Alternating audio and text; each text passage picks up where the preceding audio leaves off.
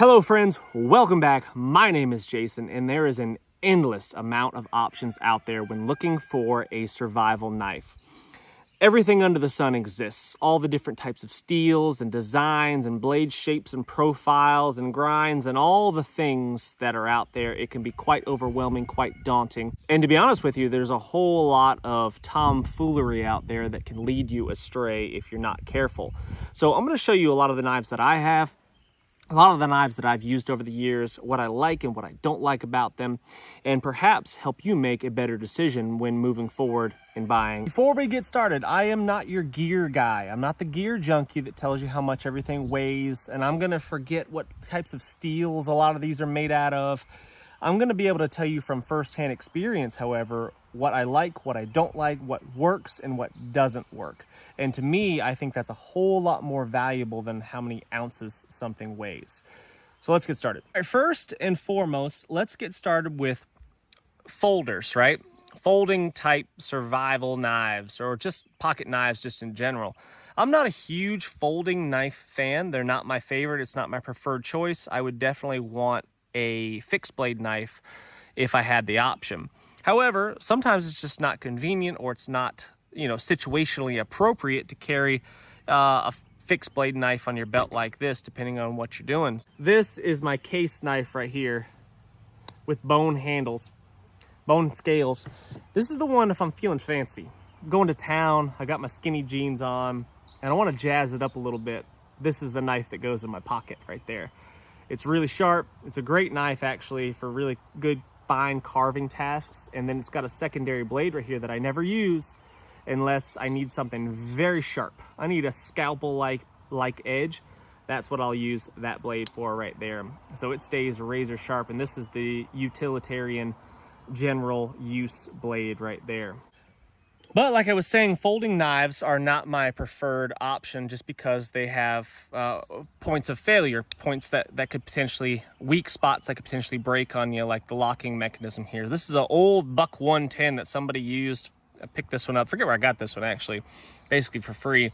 Someone used a grinder, I think, to sharpen it, but it's in good shape. Well, actually it's not in good shape, but it's still in functional shape. It's a stainless steel knife with a lock back blade.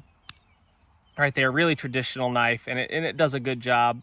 Pretty classic knife right there. Not my preferred blade profile, that clip point, but it gets the job done. Now, multi-tools are another. If I'm going to carry a folding knife, for the most part, it's going to be some sort of multi-type tool in my pocket, like this Swiss Army knife right here. That's really, really handy. All the tools on there come in really handy. Or this larger Swiss Army knife, like this one right here.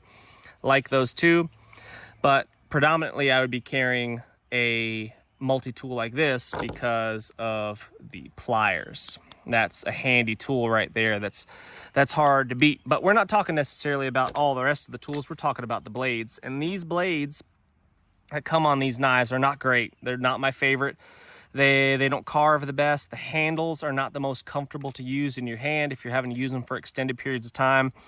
They're just not really robust. The blade on this Swiss Army knife is, thin steel, easy to bend the tip and stuff. If you're doing hardcore, regular man tasks with a knife like I do, yes, I know everybody's going to tell you, you should never pry with your knife and don't use the tip to do. Shut up. I use my knife for all sorts of things, and it's my knife, and I will use and abuse it as I see fit, and I want the thing to hold up to hard, heavy-duty use. And these blades, like maybe that one might be even a little bent actually from doing, stuff that people would not recommend you do with a knife. But anyway, it bends before it breaks, which I guess can be considered a good feature. But there's that.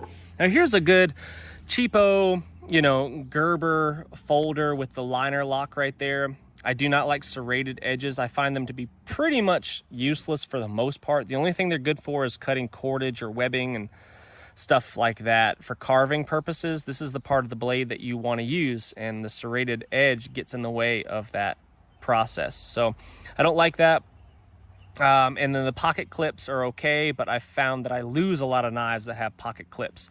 So it's not my preferred. I'd rather just stick that thing all the way down to the bottom of my pocket, and it's a little bit harder to get to, but I'm less likely to lose it. But anyway, these are good knives, inexpensive. I think these maybe cost, I don't know, $20, $30, something like that. These are great for using, abusing, beating, and then, you know, replacing when necessary. The knife that I carry 99.9% of the time is this one right here. This is my On 3 EDC from Bear Forest Knives. It's a knife of my design, so I'm partial to it, obviously. I designed it because it's what I wanted in a knife. It's a small, really robust, fixed blade knife that's gonna hold up to heavy, heavy use. It's got a small blade, 2 3/4 inch blade, and it's got a 3 3/4 inch handle. So it's got enough handle that I can get my whole hand on there. And it's got enough blade that does all the knife things. Well, hello, cat.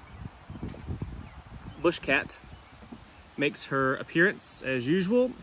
Trying to make a video. I got cats and I got chickens everywhere. What's going on here? So a blade such as this one is small enough to carry with you all the time, but big enough to get all the knife jobs done. Seriously, what's with the tail? The tail is too much. Anyway. So it's big enough to get all of the knife jobs that you need to get done. I'd say 95+% of the knife things can get done with a short blade like that. So I can carry it comfortably on my belt. I carry it on a tech lock like that. So it's easy on and off my belt right there. And that's another thing to mention, is a sheath is not to be underestimated. It's not a side note. The sheath is really, really important. If you don't have a good sheath, a good way to carry the knife, chances are you're not going to carry it, or you're going to end up losing it or whatever. So having a good quality sheath is something that's really, really important. And if the knife that you have chosen doesn't come with one, that's red flag number one, in my opinion. But if it doesn't come with one and you're just dead set on having a knife, like for example, this one right here. This is a Fall Kniven F1. Really, really like this knife right here. And the sheath isn't terrible. All right, it's got a leather sheath with a snap over top, so it makes it difficult to lose. But love the knife, Fall Kniven F1. This one, this is a great knife. But the sheath isn't great, so I made a Kydex one for it. It's not on the table, but I had to custom make a Kydex sheath for it. And so, you know, as far as survival knives go, you're gonna hear everyone say the best survival knife is the one that you have on you in a survival situation, right? It's the one you've got, so you've got to deal with it. And if that happens to be, you know, a cheapo folder like this, then that's the best survival knife. If this is all you're willing to carry with you on a regular basis, then that is gonna be your survival knife. This is what I carry with me almost every single day, so this would probably be my survival knife. Would it be nice to have something a little bit bigger, a chopping machete type blade in a survival situation? Of course, but I'm just not gonna carry it on my person. Is it gonna be in my truck? Of course. Is it gonna be nearby around the house and stuff like that? Yep, absolutely. But if I'm in a wilderness type survival situation where I'm gonna need a knife to save the day, then it's probably gonna be something a little bit smaller that it's portable enough for me to carry on my person. I would say be careful of the survival gimmicks, like the Rambo type knives. There's very few good ones out there like of that design. I would say for the most part, avoid anything that's labeled survival knife. For the most part, that's not 100% true, but for the most part, anything you see labeled survival knife is probably not going to be worth your time. There's a few exceptions, like this one. I think this is called a survival knife, the Fall Kniven F1, and it may be used by the Swedish military. I don't quote me on that. But there's some others out there, like this one right here. This is an Ontario Air Force survival knife, I believe is what this one might be called. Solid knife, really robust. Small, thin tang. You can see that sticking through there, through that leather stacked handle, but still a robust knife. If you could ever get it sharp, it takes a while. It takes a little bit of work to actually get them usable. But these types of knives are decent. They're not bad. They're not my preferred survival knife, not my preferred knife just in general. And this kind of root saw on the back is not great. I tell you which one does have a good root saw, and that is the Glock field knife right here. This one. This root saw on the back of that knife is actually quite good. And if you are, you know, using this thing to entrench yourself into some sort of hole somewhere and you need to cut through some roots or whatever, or you just need an impromptu saw to get through something, this actually works quite well. And these knives are actually good. I do like the Glock field knife here. There's a couple different variations of them. This one's my son's that he has used and abused. This one does not have the saw on the back. It's just the simple field knife right there, and it's actually a really good knife, really robust, thick steel blade right there. I don't know what kind of steel it is, but it seems to be pretty quality, and they're not super expensive either. The sheaths are decent locking in there, not the best, you know, but for what they are, they work quite well, and these things are pretty much bomb proof. Here's another survival knife that's actually pretty decent for a little guy. I don't mind some of the survival stuff out there as long as the gimmick doesn't outweigh its actual practical, usable application. This one is not gimmicky. I mean, this is an actually really good knife. It's a good solid little VG10 knife right here. The handle isn't bad. I would say it's a little bit small and a little bit thin, you know, for heavy duty use, and it's going to kind of might be a little bit more difficult to hold on to. But other than that, that's a pretty solid little deal right there. The sheath is well thought out. It's got a ferro rod attached to it. It's got a small little sharpening stone right there, which does work. Not my preferred way to sharpen a knife, but in a pinch, it definitely will bring the edge back. And then it locks in, snaps in quite well. It's got good retention, and it's got a signal whistle on the back of the knife right there. A high visibility orange too. If you should drop the knife, you'll be able to spot that thing. So I actually kind of do like that knife right there from Outdoor Element. This one is called the Scout Feather. It's a cool little knife. So if you're looking for a survival knife in a small package right there, this one isn't bad. Good choice. Here's another one, really nice knife. This one right here has a built-in ball bearing system right there to be used as the bearing block for a hand drill fire, for friction, or not hand drill, sorry, bow drill fire, friction fire. And it works really well.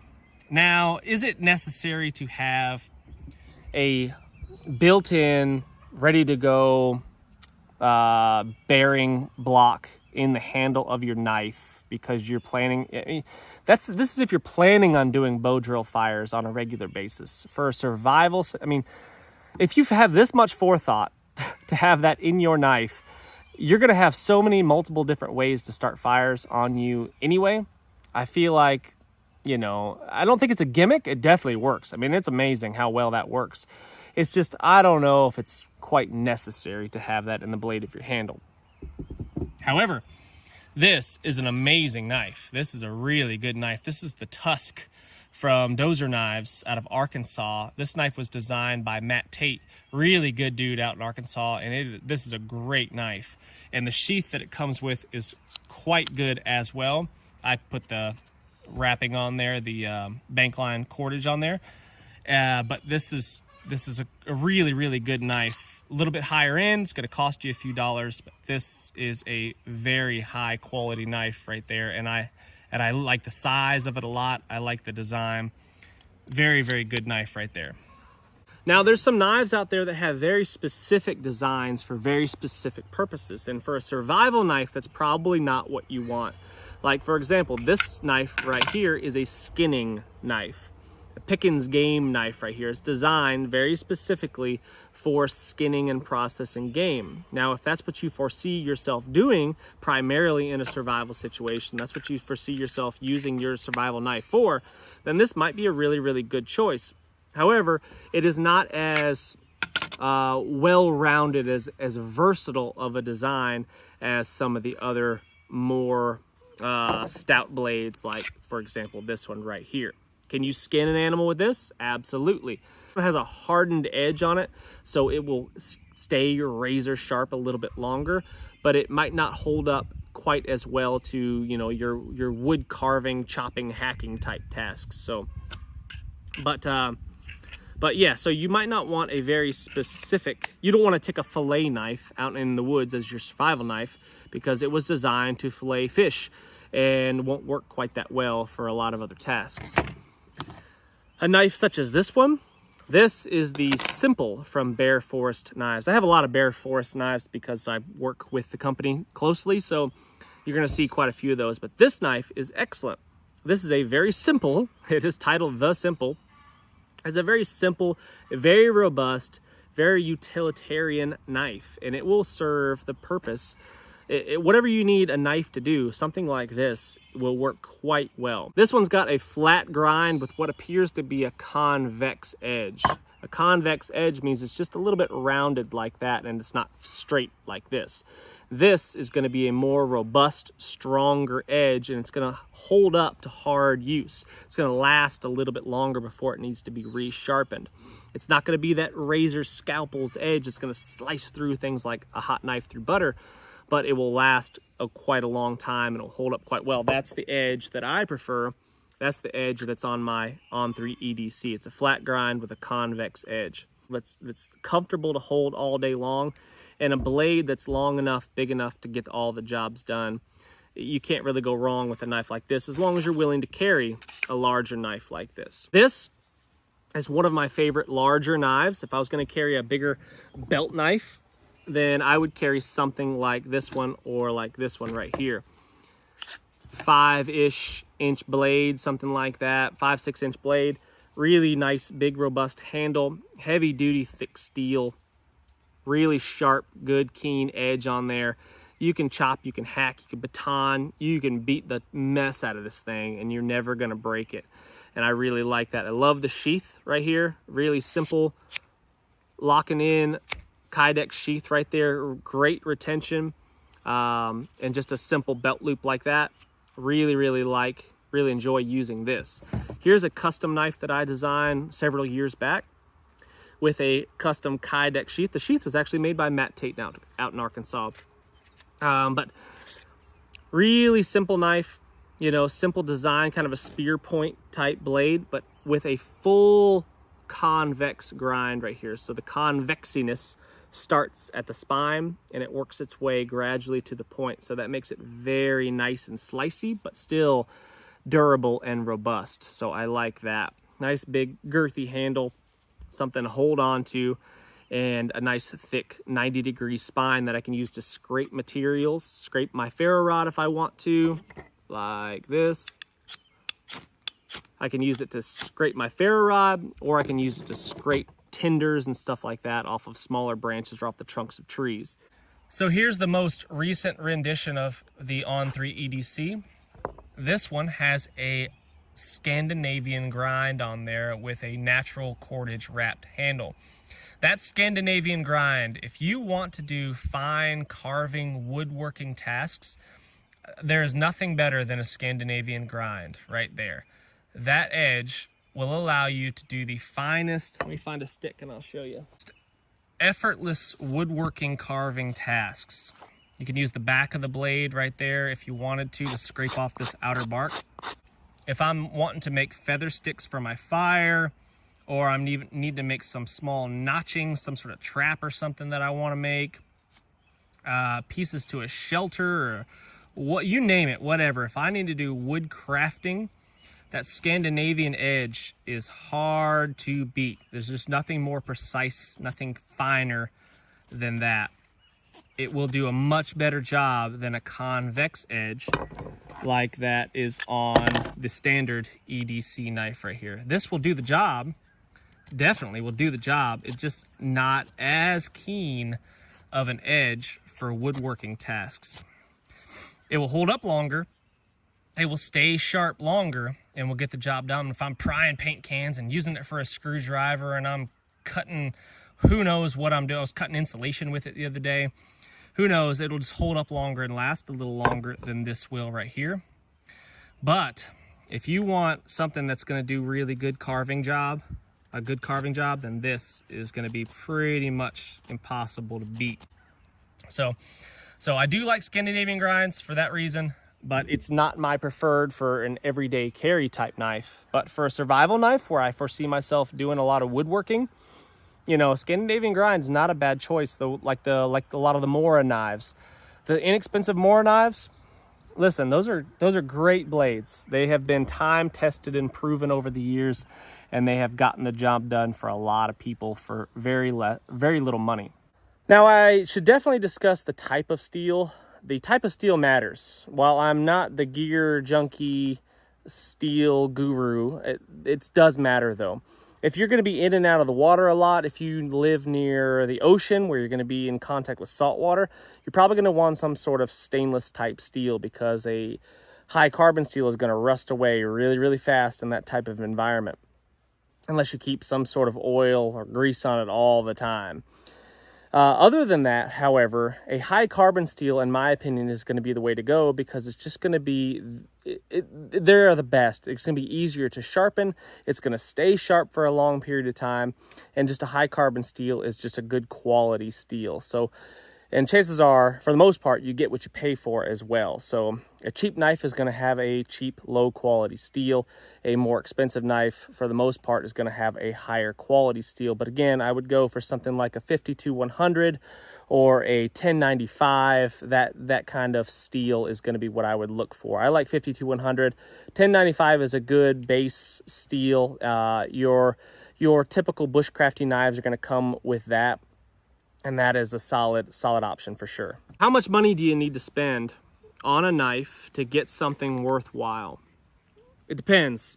It depends a lot. Like I was saying, the more knives, more companions, they're very inexpensive.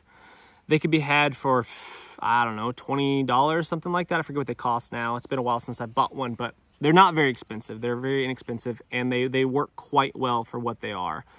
The steel is not as good. It won't hold up quite as well as some of your, like the steel on this knife right here. This is going to be a higher quality, stronger, more robust steel. But you're going to pay for something like this. This knife is probably $100, you know, give or take. And if, in my opinion, buy once, cry once when it comes to knives. I'm not a collector. I don't collect knives for the sake of collecting them and just holding on to them. Everything that I have, I use, or I have used significantly. I've used a lot. So if I'm going to invest money in it, like this is one of the first survival knives that I ever purchased, this fall knife in F1. When I was, I don't know, maybe, I was probably still a teenager actually when I bought this knife. If I remember right, I was probably still a teenager when I bought this knife. And I really weighed out my options. I looked at a lot of different catalogs and stuff, and shopped around a ton to figure out which knife was the one for me, and this one was a really good choice. I'm glad that I purchased this knife because it has lasted a long time, and I'll be able to pass this on down to my kids and my grandkids perhaps. So, but it was quite expensive. It was over $100 when I purchased this knife then. And I'm sure it hasn't gotten any cheaper. It's probably closer to $200 now if I had to guess. So buy once, cry once. Buy something that you're not going to regret. Stay away from the gimmicks as much as you possibly can. There's a few things out there. There's very few knives in my experience that are labeled survival knives that are worth having.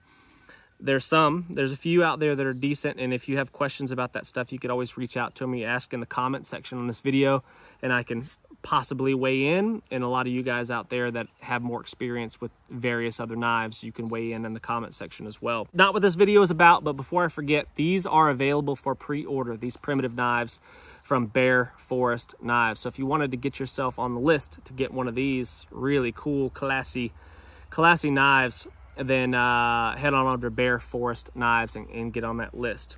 I don't know exactly what they're costing. I haven't checked. They'll be over $100. I just don't know exactly what they will be. So buy once, cry once. That's what I think about that. Anyway, the best survival knife is the one that works well for you, the one that you've used, the one that you have beaten the tar out of and it has held up and it has stood the test of time, the one that you're comfortable carrying all the time, because chances are if you end up in a survival situation, you're not going to be able to say, hold on a second, survival situation, hold on, grizzly bear, stop chasing me, let me get back to the house, grab my great big Bowie knife, and then we will resume. It's not how it works. You're going to have what you have, and if it's a folder like this that you're willing to carry with you all the time, then you had better know how to use a folder like this to get all the jobs done that you should require. So thanks so much for watching, guys. Share the video, hit the thumbs up, and subscribe if you haven't done so already. And I cannot wait to see you on the next one. Before I forget, a lot of people are always asking about knife maintenance and what I do to maintain my knives. And this is pretty much what I use for all of my knives, all the time, for all reasons. This is a Dia-Sharp. Can you see that? Dia-Sharp fine and coarse combo right here. One side is a little bit finer, or a little bit coarser, it's gonna remove a little bit more material using those diamonds, and then one side's a little bit finer, and I use this side 99% of the time. If you're just touching up a blade, you can wet this and it will make it last a little longer. It will keep the pores from getting clogged up and keep the diamonds still working. But if I'm sharpening my knife, I'm probably using this right here. This is a ready to go one-stop shop knife sharpening center for me. That's what I do. I don't do a whole lot of stropping or other fancy knife maintenance stuff. I want the knife sharp enough to get back to work, and that's pretty much it. So that's what I do.